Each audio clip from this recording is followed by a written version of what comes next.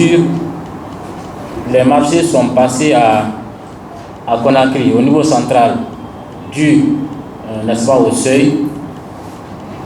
Mais les entrepreneurs viennent au niveau des préfectures et des régions, soit pour la rénovation d'un bâtiment à usage administratif, par exemple, le bloc administratif, soit du gouvernorat ou de la préfecture. Et puisque souvent on aime souvent dire tout ce que vous faites pour moi, sans moi est fait contre moi, et nous solliciterons vraiment que nous soyons mis en copie des cahiers de charges.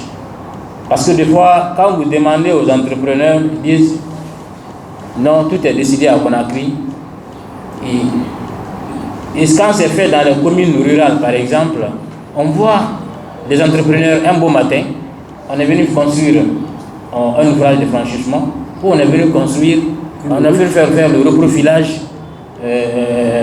d'une route entre deux sous-préfectures, par exemple. Des fois, quand vous parlez, ces mêmes entrepreneurs peuvent vous mettre en mal avec les communautés. Ah, on est venu travailler pour vous, mais tel préfet ou tel secrétaire général, tel cadre ne veut pas. Donc si on n'a pas tous les outils nécessaires pour pouvoir contrôler ces entrepreneurs, ils peuvent faire de n'importe quoi dans la réalisation, n'est-ce pas, des infrastructures citées plus haut. Je vous remercie. Je dirais que c'est des remarques et des recommandations données. La première remarque, c'est par rapport à l'autorité de régulation des marchés publics. C'est une agence qui doit faire l'affaire du pays, si ça fonctionne comme on le pense. Parce que c'est la porte du développement du pays. Sans cette structure, si ce n'est pas bien fonctionnel, le pays ne se développera pas. Mais je voudrais rappeler à chacun que pour que cette agence marche comme on le pense, il faudrait que les cadres qui sont dans ce département soient des cadres de la Guinée, mais pas des cadres d'eux-mêmes. Pour des raisons, nous allons beau dire et très bien dire, mais si l'application sur le terrain n'est pas faite, on va passer tout le temps à parler et ne rien faire. Ça, c'est un. Les constats en Guinée, dans les passations des marchés, le vrai problème, c'est la non-transparence des choses. C'est ce qui crée des problèmes au niveau de la base. Parce que nous savons que l'autorité de régulation des marchés publics est chargée de faire des passations.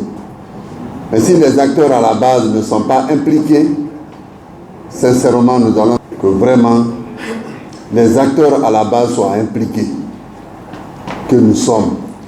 Si nous sommes invités aujourd'hui à venir prendre part à la vulgarisation, mais aussi à la sensibilisation, c'est que nous sommes des acteurs. Donc il faudrait que à la base, ces acteurs soient impliqués dans la passation des marchés. C'est ce que je voudrais dire. Je vous remercie. L'ARMP ne fait pas la passation. L'ARMP s'occupe de la régulation. Évidemment, elle peut être considérée comme autorité contractante puisqu'elle a aussi un budget. Elle peut acheter des biens et services, etc. Dans ces conditions seulement qu'elle passe les marchés à son niveau. Cotation. Non, pas la cotation, elle peut investir. La RMP peut vouloir construire son siège. Ça va dépasser absolument les seuils de cotation. Mais c'est en ce moment, dans l'exécution de son budget, qu'elle peut être considérée comme autorité contractante, sinon sa mission, c'est la régulation. Et approcher la passation de la base, c'est une préoccupation le législateur a déjà légiféré et la réglementation, la réforme, le fondement réel de la réforme du Code des marchés publics porte sur cette préoccupation. C'est-à-dire approcher les marchés de la base. C'est pour ça, je vous ai dit le matin qu'il y a un décret d'application, le décret 031, c'est ça, 031, qui porte exclusivement sur les autorités contractantes. Et si ce décret est appliqué dans la rigueur et dans la totalité de ses dispositions, toutes les communes doivent avoir leur PRMP, les préfectures doivent avoir leur PRMP, les régions doivent avoir leur PRMP, les commissions de passation doivent y être installées, etc., etc. Le code, les communes, comment dirais-je, les collectivités déconcentrées et décentralisées sont du champ du Code des marchés publics.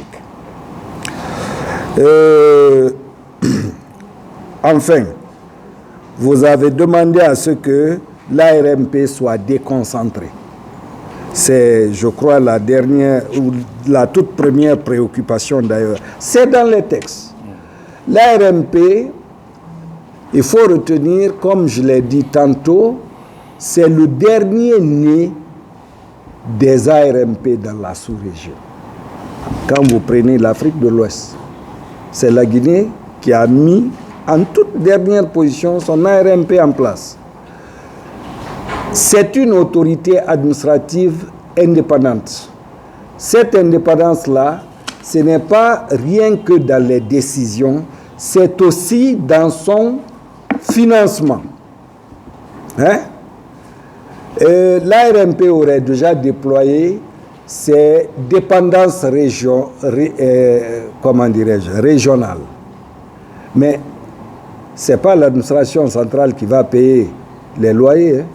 Ce n'est pas l'administration centrale qui va payer les employés. On ne les appelle pas les fonctionnaires. Ils ne sont pas fonctionnaires. L'ARMP utilise des employés qui doivent payer. Je vais vous dire quelque chose peut-être rapidement. L'ARMP a été créée, mise en place en 2014. En 2016 déjà, sa ressource principale a été supprimée, la redevance de régulation. Ça n'a été remis que l'année dernière, même pas remis encore.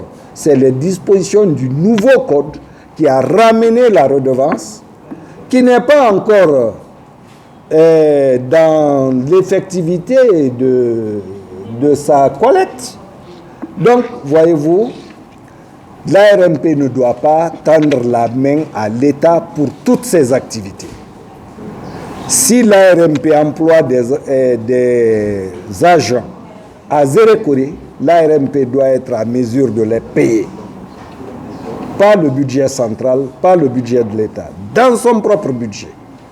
Donc, il y a ces petites difficultés et je crois que ça va avancer au fur et à mesure que ces moyens vont lui permettre de pratiquer la déconcentration et aller à la décentralisation. Merci beaucoup. Sur le caractère discriminatoire des entreprises, est-ce que ça peut arranger les communes? Ou bien, par rapport aux préférences nationales? Allô? C'est ça? Je dirais que le caractère discriminatoire n'existe qu'au niveau des préférences nationales. C'est seulement cela qu'on peut accepter. Et il y a des conditions.